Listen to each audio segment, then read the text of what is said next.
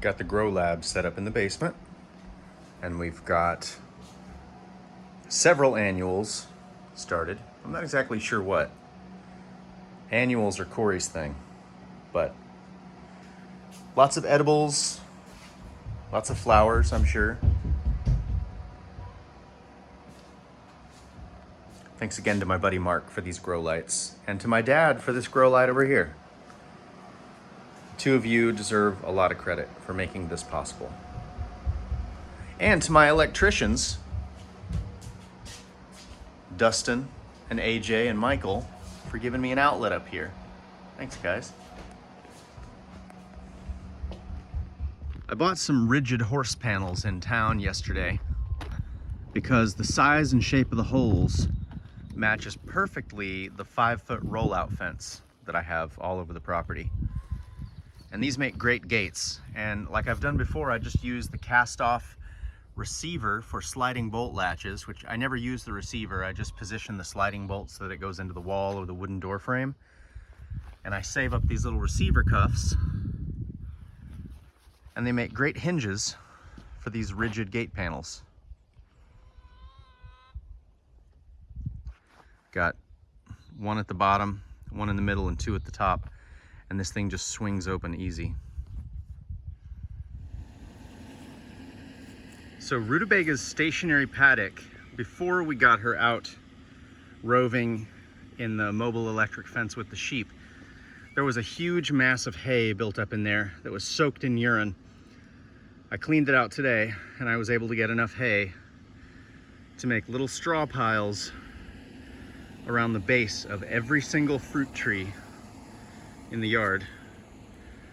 And again, this hay was soaked in cow urine and then sat for about 2 weeks and dried out. So this should be outstanding mulch. And we're about to have rain for about a week straight. So these straw berms, these little straw piles, are basically gonna help, oh, sorry about that.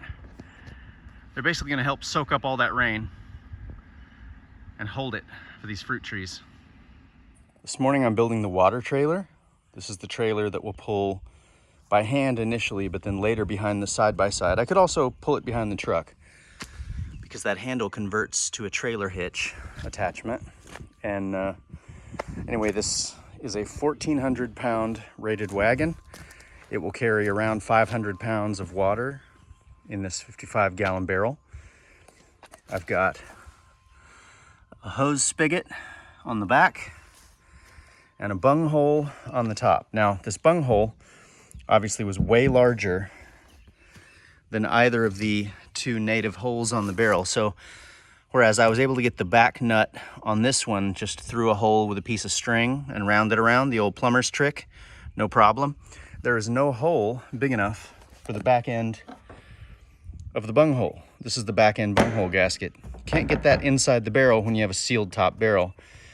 So I just cut this hole exactly as big as it needed to be and then reverse threaded this in while the plastic was still hot and melty.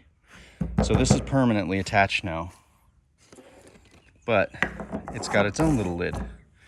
So this will be how I fill it at the water hose, and I'll seal it up and spigot it out that end. And this will just become a pretty bangle, which I'm not going to put on or I will probably never get it off again. So we have a 15 gallon trough out there that we're going to have to move every day, which means we're probably going to have to pour the water out of it each day to move it. We also got a flimsy trough, so you can't just pick it up by the sides.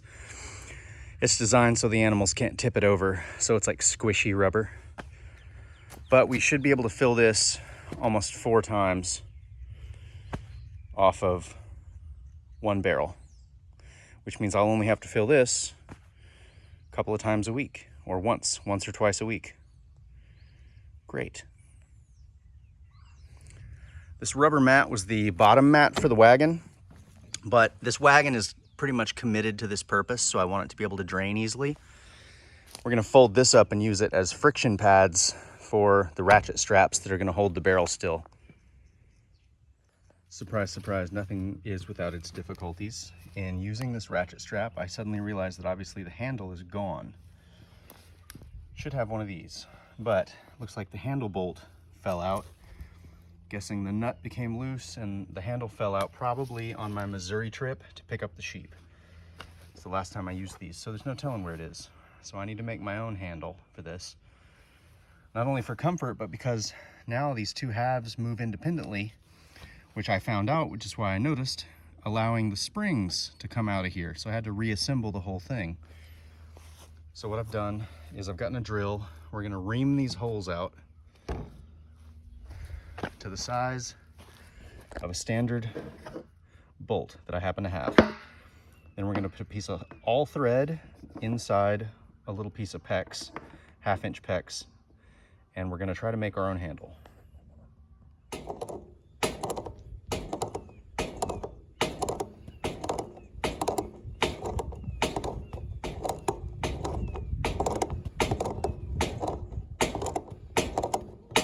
Done. Brand new handle,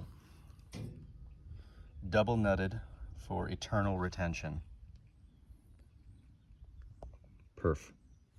Now I've got about a 10-foot length of hose here. If you saw one of my previous videos where I tried to use a water hose as a tow strap and snapped it, it was this hose, but no worries, I'm still going to use it. It'll be perfect for this application.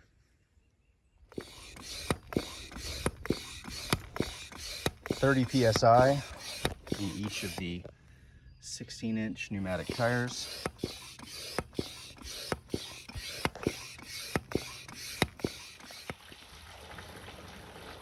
The one thing I'm not thrilled about is that there are no brakes on this wagon.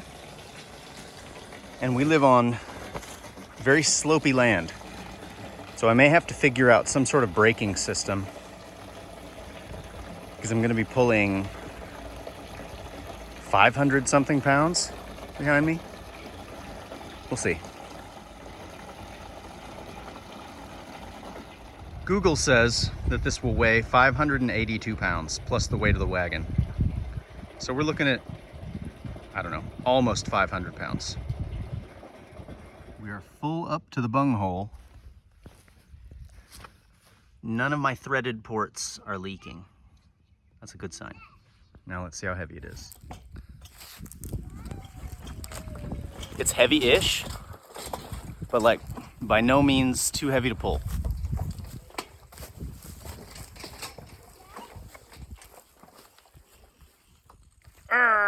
Unless you run it into a gopher hole.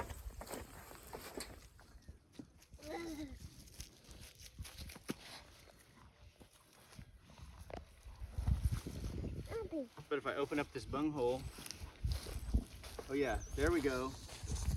The air pressure. Now it's flowing. So I gotta open the top for air pressure.